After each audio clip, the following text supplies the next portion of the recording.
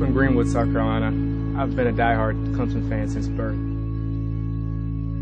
Playing at Clemson was naturally what my heart always wanted. And from 2003, 2006, I got to live that dream, to run down the hill, to wear the ball on my helmet, and to play for the Clemson Tigers. My name's Jad Dean, and for 24 years of my life, I was believing a lie. I was raised by a Christian family. I was in church every Wednesday and Sunday, and was always told everything we had was given by God. I knew that my kicking ability was given to me from God, and therefore I thought that God would want me to use that ability to worship Him. But after a while, when pride got in the way, it almost became I was using God to worship football. My moral activity, my behavior, it was varied from season to season. In the off season, it was kind of do what I want. There weren't football games on Saturday. But come football season, I was at FCA on Thursday. I was in church on Sunday. I was trying to put a collar around God, put Him in a corner to where, all right, God, I'm acting this way. You have to bless me. I was using God's laws, but I wasn't using them for His glory. I was using it so He would bless me with the desires of my heart. My first 3 years at Clemson, I honestly couldn't have asked for much more. My football was going great, so therefore my life was good. My view of God was good. My junior year began the season with the best game I've ever had in my life in any sport. Texas A&M, it's a game I remember for my whole life. Ended up, being a runner-up for the Lou Groves Award, one of the top 3 place kickers in college football. I had agents calling me, telling me, all right, you can do it this way in the draft, you can go right there in the draft.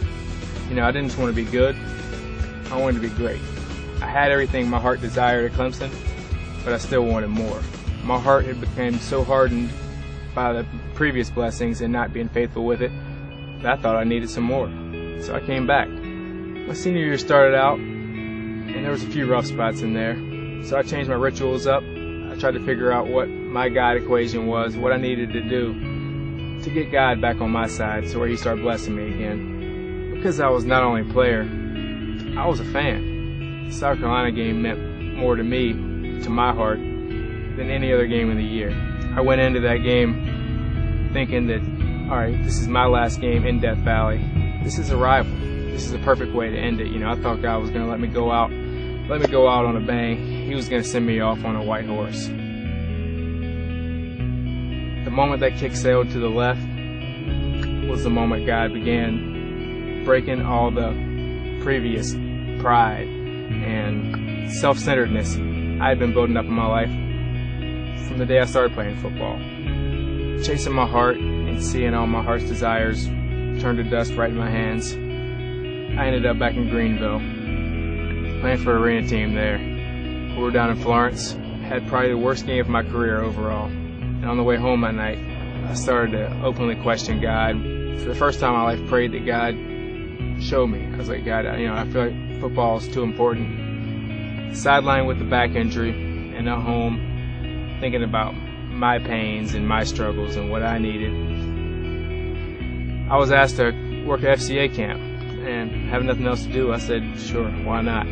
What God began to show me at this camp was that His desire for me wasn't just not to play football, it wasn't to play football. His desire from day one, and which is the whole reason He allowed the wide left to happen, was no other reason for my salvation, for me putting God first in my life and not putting football first and giving God second or third or maybe even fourth sometimes. I was too busy chasing my heart to see that Jesus didn't want to take my heart. All He wanted to do was give me His, which is a much greater love than I can ever imagine. God has opened my eyes to the fact that of all the kicks I might have made at Clemson in my mind, the only kick I made in God's mind was to the left.